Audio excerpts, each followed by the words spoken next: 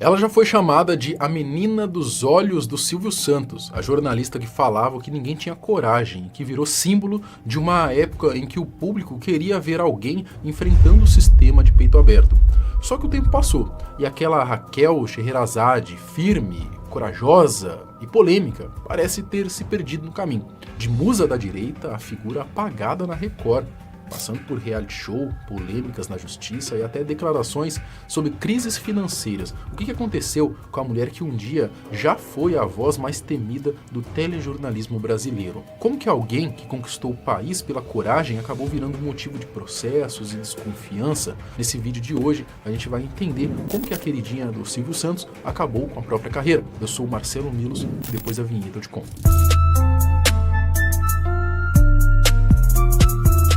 Raquel Scheherazade nasceu em João Pessoa, capital da Paraíba, no dia 5 de setembro de 1973. Ela formou-se em jornalismo pela Universidade Federal da Paraíba e desde cedo mostrou que tinha talento de sobra. Em 1994, já trabalhava como servidora do Tribunal de Justiça da Paraíba, atuando como jornalista e mais tarde passou a ser correspondente da TV Justiça no Senado. A sua trajetória na mídia começou aí na TV Correio, afiliada da Record na Paraíba. Pouco tempo depois, ela recebeu um convite para integrar a equipe da TV Cabo Branco, mas foi em 2003, ao assumir a bancada do Tambaú Notícias, telejornal da TV Tambaú, afiliada do SBT, que a sua carreira realmente decolou. Foi ali que a Raquel começou a chamar a atenção nacional, inclusive do próprio Silvio Santos.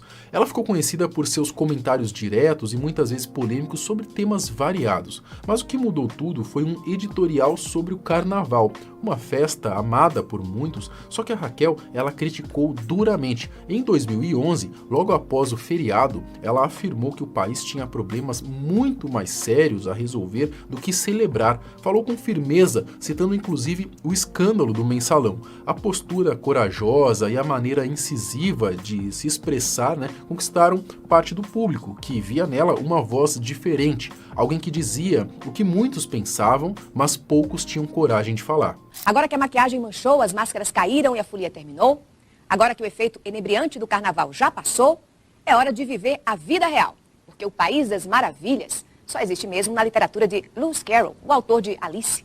Agora sim, é hora de encarar o novo irrisório salário mínimo, hora de prestar contas com cada vez mais faminto leão da Receita, é hora de acompanhar no Supremo o julgamento da validade da lei da ficha limpa e o fim das pensões vitalícias para os ex-governadores. É hora de cobrar da justiça punição para os envolvidos no escândalo do Mensalão. Alguém ainda se lembra dele?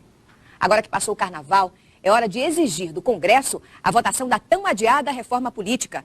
É hora de estimular a economia, diminuir as diferenças sociais, combater o crime, a impunidade, os desmandos, os privilégios, a miséria física e moral do nosso país. E olha que não é a Mulher Maravilha quem vai fazer tudo isso, não.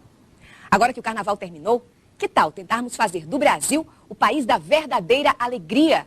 Alegria que não dure apenas 5 dias, mas que perdure o ano inteiro. E olha que ela não fez só um comentário acabando com a festa, não. Balela. O carnaval virou negócio e dos ricos. Que o digam os camarotes VIP, as festas privadas e os abadás caríssimos chamados passaportes da alegria. Eu fico indignada quando vejo a quantidade de ambulâncias disponibilizadas num desfile de carnaval para atender aos bêbados de plantão e valentões que se metem em brigas e quebra-quebra. Alguém já parou para calcular o quanto o Estado gasta para socorrer vítimas de acidentes causados por foliões embriagados? Quantos milhões são pagos em indenizações por morte ou invalidez decorrentes desses acidentes?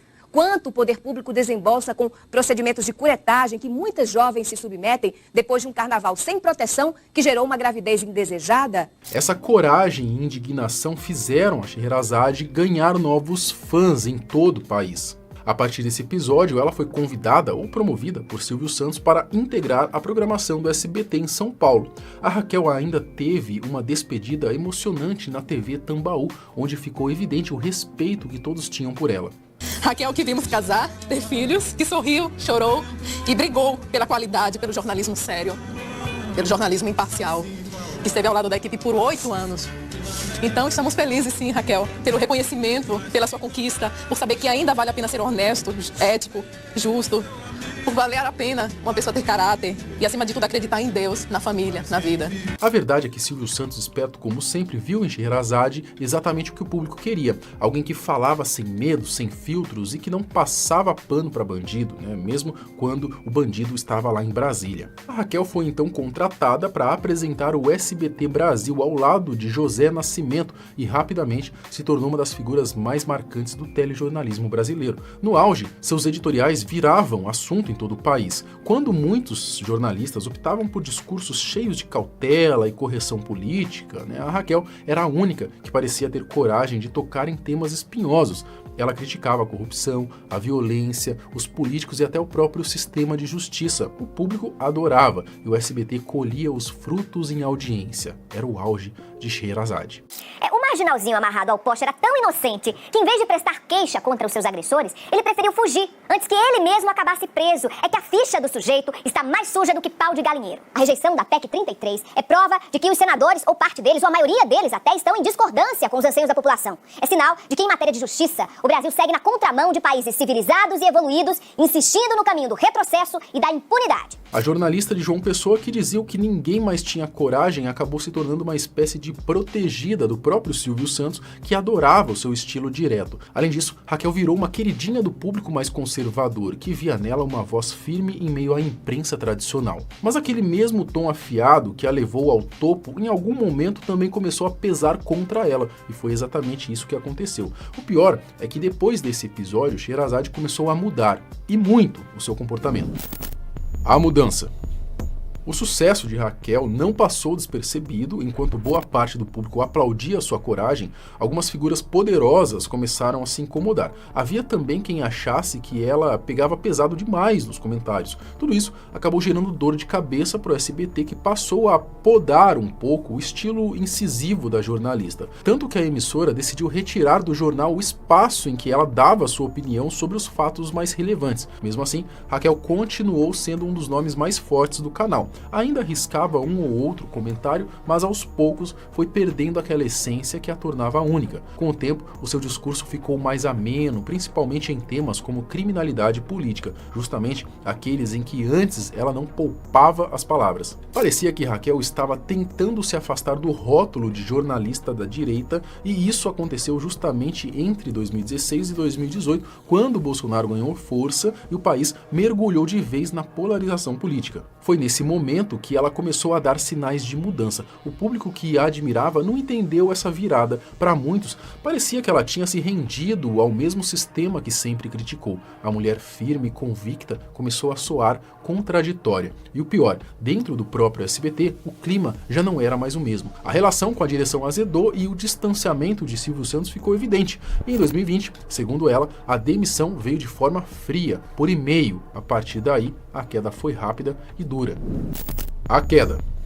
Em 2020, depois de quase uma década no SBT, Raquel Scheherazade foi demitida, sem aviso, sem despedida no ar, sem homenagem. A mesma jornalista que um dia foi chamada de a menina dos olhos do Silvio Santos deixou a emissora pela porta dos fundos. Ela começou a comentar sobre vários boatos envolvendo a sua saída e sinceramente acabou pegando mal para ela. Depois da demissão, Raquel tentou se reinventar. Foi para a CNN Brasil, onde continuou dando declarações que deixavam claro que essa sua nova versão já vinha se formando há algum tempo. Ele tem que prestar contas à justiça brasileira, desde a participação dele nos atos terroristas do 8 de janeiro, até a questão da pandemia, do gerenciamento da pandemia, que nos deixou um saldo aí de mais de 600 mil mortos. Eu acho que ele tem que responder pelo genocídio indígena. Não faltam acusações contra Jair Bolsonaro. Eu acho que ele tem que voltar, né, se ele for homem mesmo, tem que voltar e encarar de frente a justiça brasileira. Ela participou de podcasts, lançou um canal no YouTube, tentou escrever colunas, mas nada realmente decolou.